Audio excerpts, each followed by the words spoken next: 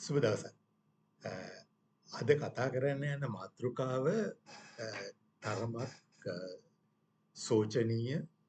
අ, ඒ නිසාම මේ හිනා වෙලා කතා කරන්න බැරි මාතෘකාවක්. මේ ජූලි මාසේ 26 වෙනි ඉරිදා පහුගිය ඉරිදා පල්පොල රාහුල ආයතනයේ පෙන්නනවා කෙටි චිත්‍රපටයක් සහ චිත්‍රපටයේ අවසානයේ ඒක සම්බන්ධ සාකච්ඡාවක් යනවා. ඒකට සම්බන්ධ වෙන්න මටත් අවස්ථාවක් ලැබුණා. ඒ චිත්‍රපටිය තියෙන්නේ කේ වෙන්කට් එහෙම නැත්නම් කේ වෙන්කඩ සාලම හැටියට මුලින් පෙනී ඉඳලා පස්සේ කේ වෙන්කට් හැටියට තමන්ගේ නම වෙනස් කරපු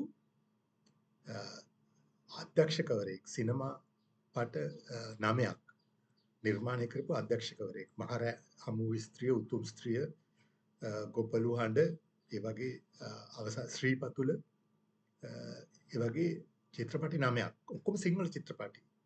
මේ පුද්ගලයා දමිළ ජාතිකෙක් 83 මේ කලබල අස්සේ මැර කල්ලියකට අහු වෙලා ඌව ඝාතනය කරනවා. එතකොට කතාවක් තියෙනවා මේ මම තමයි සිරිපතුල හැදුවේ කියලා කියද්දි තමයි මේ ඝාතනය සිද්ධ වුනේ කියලා. එතකොට මේ සිරිපතුල කියන චිත්‍රපටය අපි දන්නවා අර සකල සතම බොදු බැතියෙන් කියලා තියෙන සින්දුව. එතකොට මිනිසාමයි ලොව දෙවියන් වන්නේ මිනිසාමයි ලොව තිරිසන් වන්නේ කියලා ඒ වගේ සින්දු තිබිච්ච චිත්‍රපටයක්. දැන් මේ චිත්‍රපටි පෙළගත්තොත් මොහිදින් බෙග්ගේ ඊටාම රසවත් ගීත ජෝතිපාල ගායනා කරන ගීත ගණනාවක් මේ චිත්‍රපටි පෙළ ඇතුලේ තියෙනවා. මගේ නාමලි බැඳි ආදරේ කියන එකත් එතුමාගේ චිත්‍රපටි අතරින් ආපු සින්දුවක්. ඉතින් මෙහෙම ඉතිහාසයක් තිබිච්ච මම හිතන්නේ 69 විතර තමයි මේ චිත්‍රපටය අධ්‍යක්ෂණය කරන්න පටන් ගන්නෙ. එදා පටන් අවුරුදු 2-3ක් ඇතුළත හැමතිස්සෙම චිත්‍රපටයක් දායාද කරන්න එතුමා සමත් වෙනවා 1980 වෙනකන් චිත්‍රපටි 9ක්. එක්ක අවුරුදු 2යි එක්ක අවුරුදු 3යි ඉන්ටර්වල් එක. එතකොට මේ චිත්‍රපටි ඔක්කොම සිංහල චිත්‍රපටි. දැන් මේ කෙටි චිත්‍රපටිය නරඹනකොට අපිට ඇත්තටම කම්පාවක් එනවා. ඒ කම්පාවක් එන්නේ එක හේතුවක් එක ප්‍රබල හේතුවක් වෙන්නේ. මේ සිංහල මිනිසුත් එක්ක ළඟින්ම වැඩ කරපු ඒ අයගේ තේමාවන් බෙදාගත්ත ඒ අයට ඉතා විශාල සිනමා පට ගණනාවක් දායාද කරපු එහෙම කෙනෙක්. එතකොට ඇත්තටම එතුමාගේ ඒ කතාවේ තියෙනවා එක තැනක වෑන් එකක් එනවා එතුමා මේ යනකොට මගදී හම්බ වෙලා. ඒතකොට කලබල හැමතැනම ඇවිලිලා.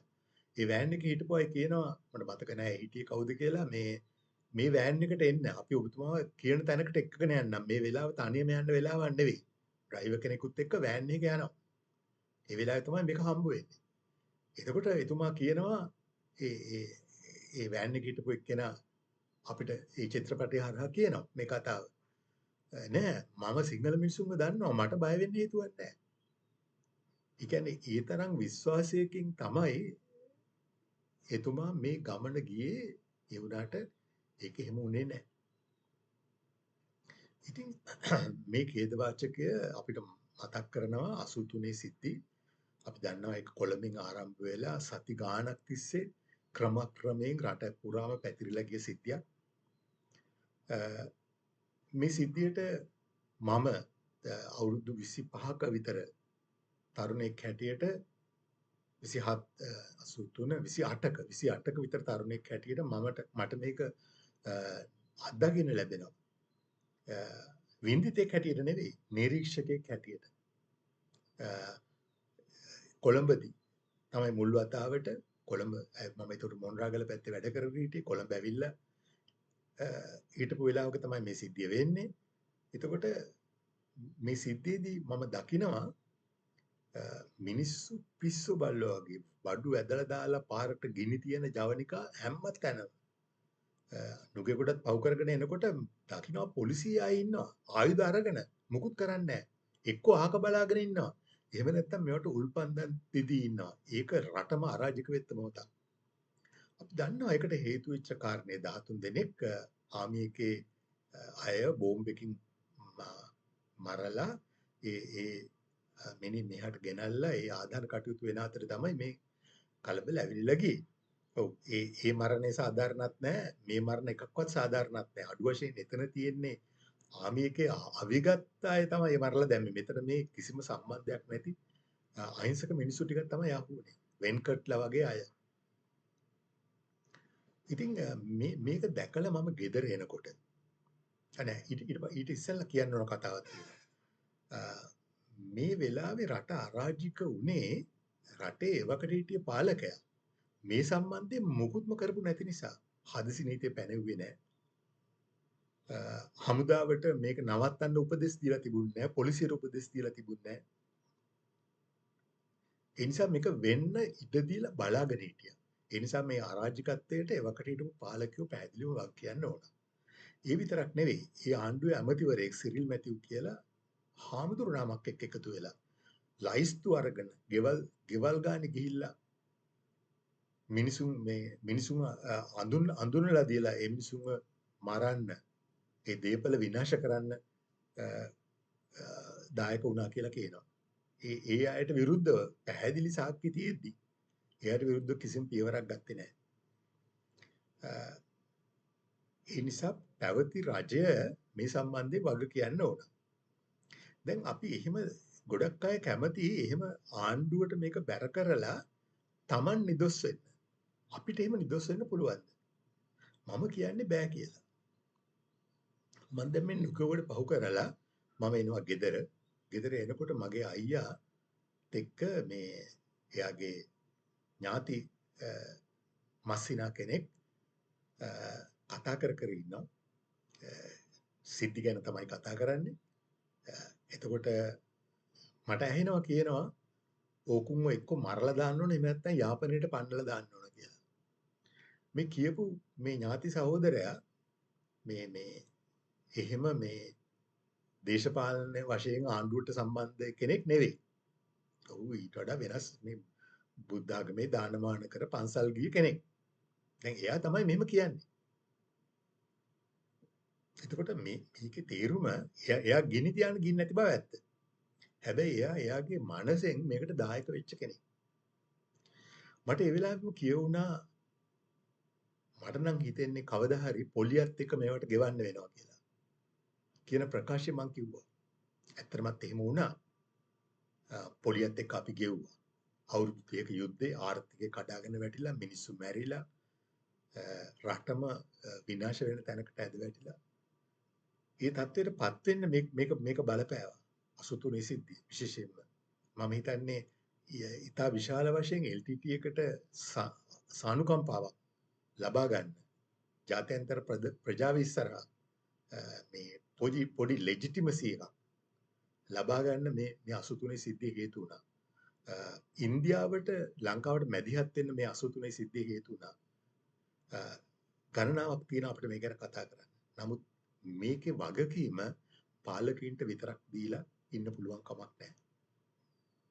වෙන්කට්ට මැරුවේ දේශපාලනයේ සම්බන්ධ අය නෙවෙයි. ඒ පළාත හිටපු මැරයෝ. මේ අතර බොහෝ සිංහල පිරිසක් මේ පීඩනයට ලක්වෙච්ච දෙමළ අයව ආරක්ෂා කරපු බව අපි අමතක කරන්න අරකයි. ඒ නිසා ඔක්කොම එක ගොඩට දාලා මේ විලි ලැජ්ජ නැති જાතියක් කියලා එහෙම කරන්න බෑ. හැබැයි මේ චිත්‍රපටිය දකිනකොට ඇතිවන කම්පනය අපිව ලැජ්ජාවට පත් කරනවා. අපිත් මේකේ නිරීක්ෂකයෝ වෙලා හිටියා නේද කියන එක. මුකුත් කරගන්න විදියක් නැතුව. මේ සිදුවන දේ ගැන කම්පාවෙන් බලාගෙන ඉන්නත් නිකන් හිටියා නේද කියන හැඟීම ඇති වෙනවා. ඊට පස්සේ මම මොන්රාගලට යනවා. මොන්රාගල අපේ ආයතනයේ ඉන්නවා දෙමළ නිලධාරියෙක් මට වඩා පල්ලෙහා මගේ යටතේ හිටපු කෙනෙක්. එතුමා හිටපු නිවසට ගල් ගහනවා. මට පාරේ ඉන්න මිනිස්සුන්ව බේරගන්න බැරි වුණාට මට මගේ යටතේ වැඩ කරන මිනිස්සෙක්ව බේරගන්න නැතුව මට අහක බලා ගන්න බෑ. මං එතුමාත් පවුලත් පොඩි ළමයිනුත් එක්ක මගේ ක්වාටර්ස් වල ගෙනල්ලා තියාගෙන පොලිසියෙන් මුරකාවල් ඇතුව ඒ පවුල මඩ කලපුට යනකම් නවාතැන් දෙන්න හැකියාව මට ලැබුණා. අඩු වශයෙන් අපි එහෙම දෙයක් හරි කරා. ඒ ගැන සතුටුයි. හැබැයි ප්‍රමාණවත් මැදිහත් වීමක් කරන්න බැරි වීම ගැන ඇත්තටම ලැජ්ජා වෙනවා. පශ්චාත්තාප වෙනවා. පසුතැවෙනවා. මං හිතන්නේ බොහෝ දෙනෙක් එතන ඉන්නවා. දැන් යුද්ධ ඉවරයි. අපි මේ අතීතය මතක් කරන්න ඕනද? සමහර අහන ප්‍රශ්නයක් මේක. ඇයි අපිට මේ අතීතය අමතක කරලා අලුත් ජීවිතයක් පටන් ගන්න බැරි? මේක තමයි ඊළඟට අහන ප්‍රශ්නේ. නමුත් අතීතය නැවත මතුවෙන්න බැරිද? 83 සිද්ධි හරි යුද්ධය හරි මේ ඔක්කොම අහම්බෙන් එකපාරට ස්පොන්ටේනියස්ලි ඇවිල්ලා මතුවෙච්ච ඒවා නෙවෙයි. ඒවට ලොකු ඉතිහාසයක් තියෙනවා. මේ ඉතිහාසය විමසන්න නැතුව අපිට බෑ මේක ගැන කතා කරන්න. 83 සිද්ධි වෙන්න කලින් ඒක සිද්ධ වුණේ 13 දෙනෙක් මරණයටපත් කරත් එක්කනේ. හැබැයි 77 නැත්තම් 78 මට හරියටම අවුරුද්ද මතක නැහැ.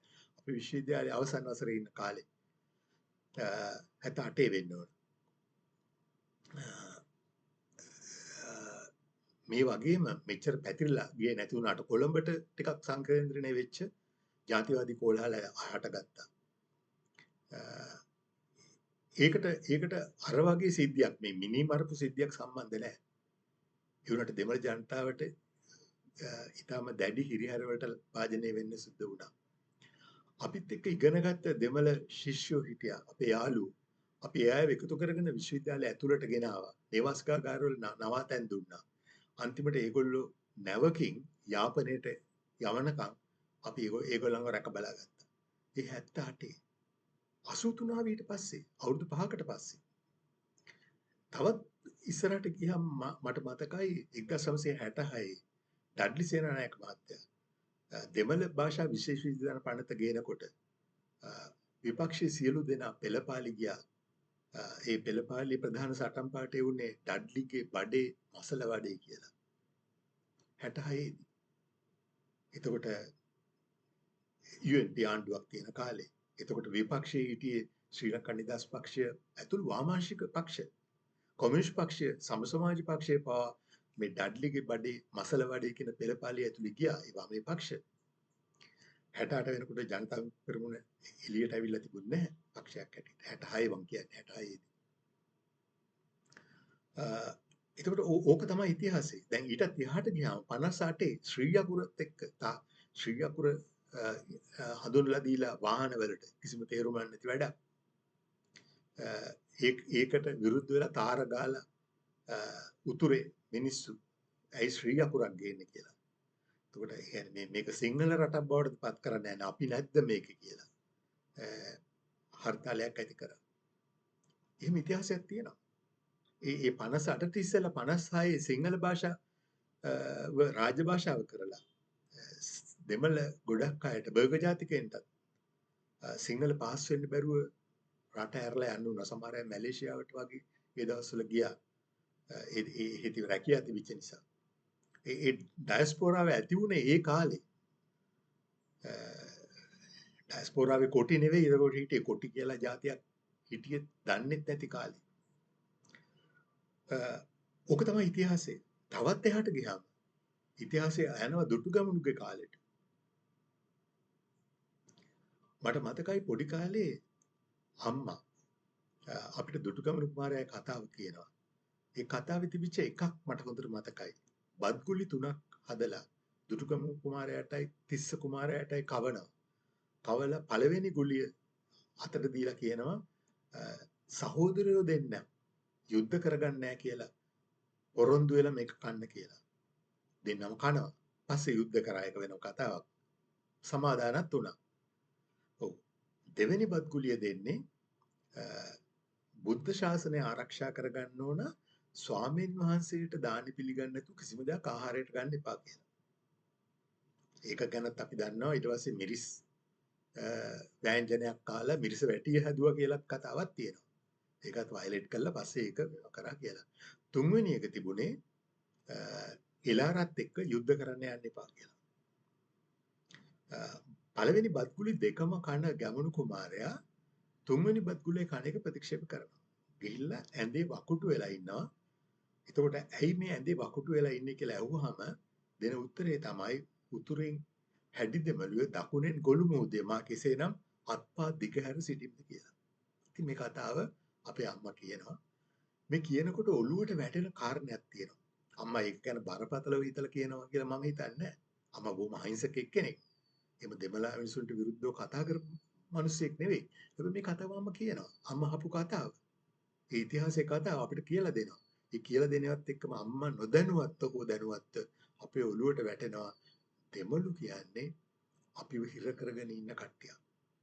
එතකොට මෙන්න මේක අපේ අවිඥානය ඇතුලේ මේ ඉතිහාසය මම ඒකක දුටුගැමුණු ළඟට යනකම් මේක යනවා කියලා.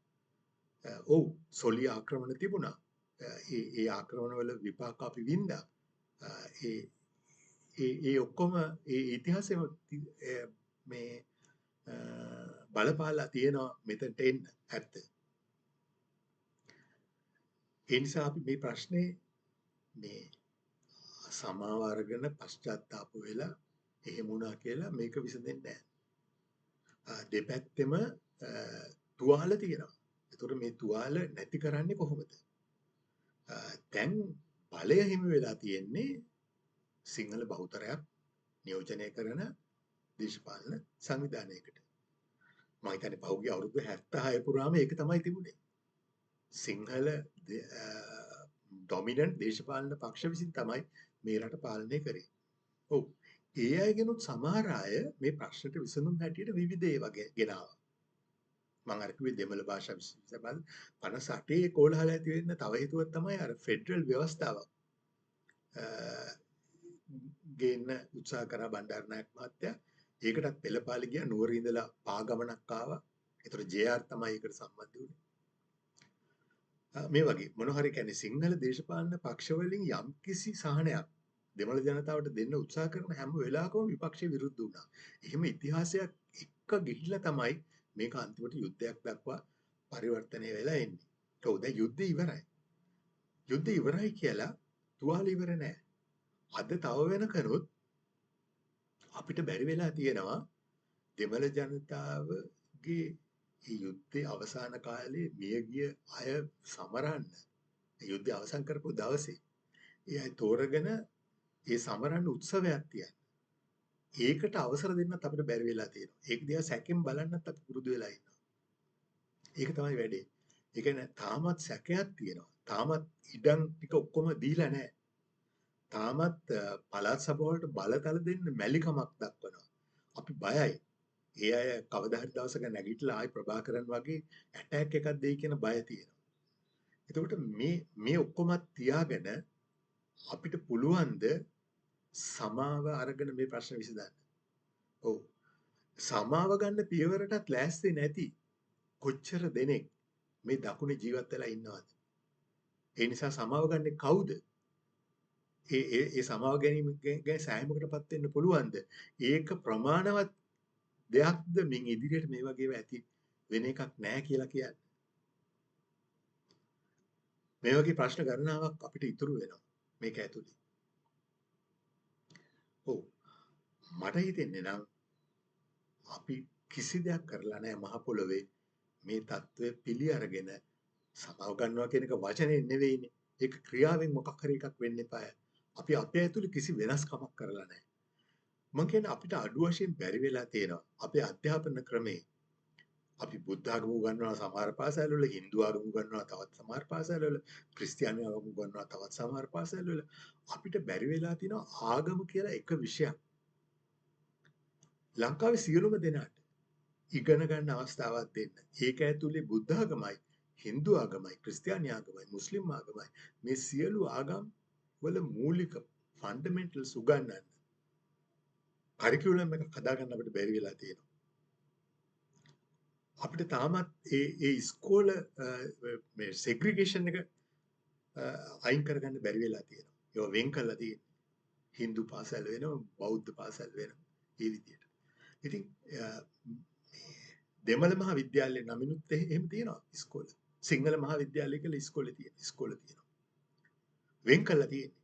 ඒකෝර දැන් අපි මහ පොළොවේ මේ එකතු වීම කරන්නේ නැතුව ඒකට අවශ්‍ය පුංචි පියවරක් ගන්න නැතුව අපි නිකන් සමාව ගත්තට ඒකෙන් අපි මොනවත් පණිවිඩයක් මේ රටේ අපේ සහෝදර මිනිසුන්ට කියනවද? මම කියන්නේ නැහැ කියලා. අපි ඉන්නේ බොහෝ පසුගාමී තැනක. අපිට යන්න ඉස්සරහට ලොකු ගමනක් තියෙනවා. පියවර ගණනාවක් තියන්න වෙනවා. මේ වගේ තත්ත්වයක් නැවත ඇති නොවෙන්න වග බලා ගන්න. ඒකට අපි සූදානම්ද කියන ප්‍රශ්නේ ඉස්සෙල්ලම අහන්න ඕන. මේ කතාව නතර කරන්න කලින් මං තව පණිවිඩයක් කියන්න ඕන. බොහෝ දෙනෙක් මේක ලඝු කරනවා මේක මේ ජාතීන් අතර ප්‍රශ්නයක්, වාර්ගික කණ්ඩායම් දෙකක් අතර ප්‍රශ්නයක්. එහෙම එකක්ද? එතකොට ඒ සමගිය ඇති වුණොත් මේ ප්‍රශ්නේ නැති වෙනවා. මට හිතෙන්නේ නැහැ කියලා. මම ඒකට හොඳම උදාහරණයක් කියන්නම්. මේ ළඟදී ප්‍රාදේශීය සභාවක සභාපතිවරයෙක් ඒ පළාතේ මිනිහෙකුට ඒ නගර මැද්දේ ගහනවා. මේකේ වීඩියෝවක් තිබුණා. ඒ වීඩියෝවේ ඒ ගහන සිද්ධියත් බොහොම කෙටියෙන් තියෙනවා.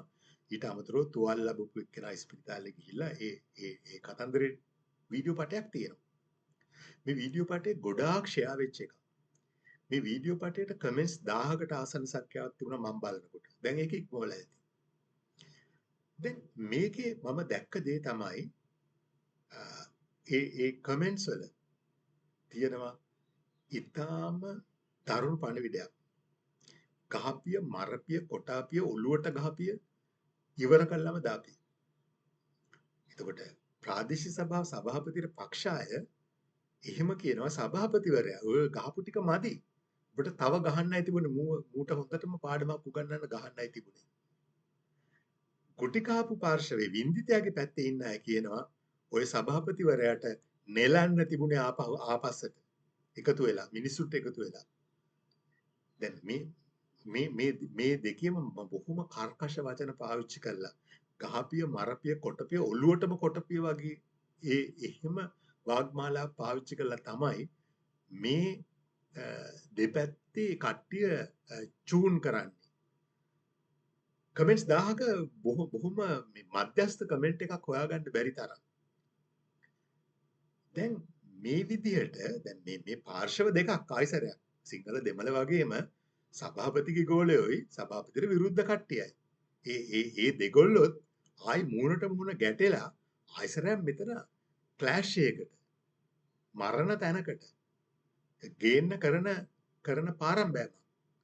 එතකොට මම කියන්නේ මේක නෙවෙයිද අපි අත්විඳි යුද්ධෙදී මේක නෙවෙයිද අපි අත්විඳි අපි මූණ දුන්න දකුණේ කැරලිවල විශේෂයෙන්ම 88 89 කාලේ. එතකොට මේකට හේතුව මොකද්ද? මේක ජාතික ප්‍රශ්නයට එහා ගිය එකක් නැද්ද මෙතන? ඔව්. මට හිතෙනවා මේක බලය තියෙන අයයි බලය නැති අයයි අතර තියෙන සම්බන්ධයේ ස්වરૂපය ගැන අපේ ඔලු ගෙඩිවල තියෙන මානසික ආකල්පත් එක්ක මේක කෙලින්ම සම්බන්ධයි කියලා. බලය තියන අය හිතනවා බලය නැති අය යටත් වෙලා ඉන්න ඕන. කියන විදියට ඉන්න ඕන. කියන දේ අහගෙන ඉන්න ඕන. බලය තියන අය පෙන්නන බවුන්ඩරි ඇතුලේ තමයි ඒගොල්ලෝ ඉන්න ඕන. ඒ සීමාව ඇතුලේ තමයි ඉන්න ඕන. ඒකෙන් පිටට යන්න බෑ. ඒකෙන් පිටට ගියොත් අච්චු කරනවා. ගහනවා, මරනවා. ඒ බලහත්කාරය පාවිච්චි කරලා මේක කොහොම හරි තියාගන්න. මේ කියන තැන තමයි අපේ ඉස්කෝලේ ගුරුවරු ඉන්නේ ළමයිත් එක්ක. අදටත් ගුරුවරු කම්පා වෙනවා. ගුරුවරු දොස් කියනවා. Tamanට මේ හිමි වෙලා තිබිච්ච දඬුවම් දීමේ බලය මේ නැති කරලා තියෙනවා. අපේ උසාවියට අරන් යනවා. ඒකයි මේ විනය පෙරහිලා තියෙන්නේ. මේ විනය කියලා දකින්නේ බලය තියෙන අයට ඕන විදිහට බලය නැති අය හැසිරෙන්න ඕනයි කියන කතාව. මෙන්න මේ කතාව තමයි විවිධ විදිහට මතුවෙන්නේ. සභාපති ප්‍රාදේශීය සභාපති විපක්ෂයයි තියෙන ප්‍රශ්නේ මේකමයි. සිංහල දෙමළ අතර තියෙන ප්‍රශ්නේ මේකමයි. ගුරුවරයයි ළමයි අතර තියෙන ගැටුම් සමහර ඒවා ප්‍රශ්නේ මේකමයි.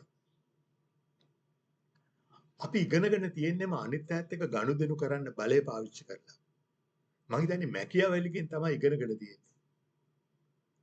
දේශපාලනය කරන ගොඩක් අයත් වෙන මොකක් නැතත් මැකියාවෙලි කියවලා තියෙනවා. මැකියාවෙලි කියන්නේම බලය බය කරන්න. බලය පාවිච්චි කරන්න. මිනිස්සුක බය කරලා තියාගන්න. එහෙම තමයි පාලනය කරන්න පුළුවන් කියලා. ඒ මැකියාවලි දර්ශනය තමයි පාසල ඇතුලේ, සමාජය ඇතුලේ, දේශපාලනය ඇතුලේ, ආණ්ඩු ක්‍රමය ඇතුලේ, ආණ්ඩුකරණය ඇතුලේ මේ හැමතැනම ප්‍රදර්ශනය වෙන්නේ. අපිට බලය තියෙනවා, අපි බලය පාවිච්චි කරලා අපිට ඕන දේ කරනවා. ඔයාලා හිටපල්ලා. උද්දච්ච කතා ඔක්කොම ඇහෙන්නේ මේ මානසිකත්වයත් එක්ක, බලයත් එක්ක. ඉතින් ඒ නිසා ඔව් ජූලි කලබල අතිශය සෝචනීය අවාසනාවන්ත සිද්ධියක්. අපේ හදවත් කම්පනයට පත් කරන සිද්ධියක්. වෙන්කට් තමන්ගේ ජීවිත පරිත්‍යාගයෙන් ඔප්පු කරලා පෙන්නුවේ විශ්වාසයට ගන්න බෑ මේ මිනිස්සු. කොච්චර තමන් සමීප වුණත් බලයත් එක්ක ඒ ගනුදෙනුවේදී වින්දිතෙක් වෙන දුර්වල මිනිහෙක්ට ගැලවුමක් නැහැ. ඒක තමයි කියපු පණිවිඩය. ඉතින් මම කැමති මේක පාවිච්චි කරන්න.